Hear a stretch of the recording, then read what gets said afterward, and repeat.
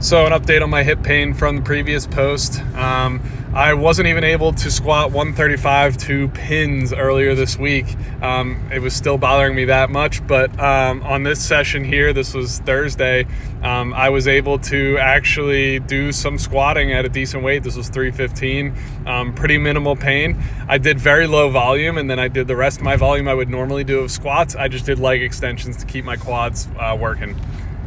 And now that the hip has kind of calmed down out of the acute phase, I'm noticing that the pain has kind of migrated slightly towards the inside of my groin area where the adductor inserts and around the psoas.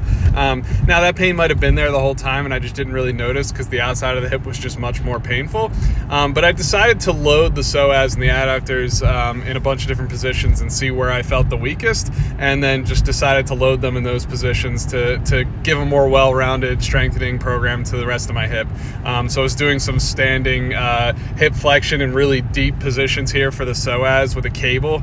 This really torched me and I was really weak on this, so I think this is a good thing to keep in going forward.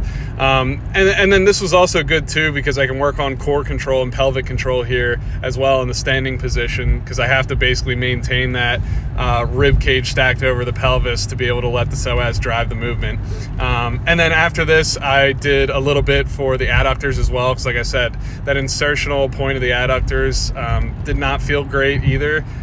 My choice of exercise for this, because this is where I felt the most weak when I was testing it, was in a Copenhagen variation like this. There's more dynamic movement here, so I'm actually getting some length into the muscle and then contracting out of that position. And I waited till the end of the video to talk about this, but I did some cupping and dry needling in the areas around the soft tissue of the hip, and it seems to have helped quite a bit. I know people get a little bit weird about that stuff though, so putting it at the end here. Follow and like and share this for more rehab tips.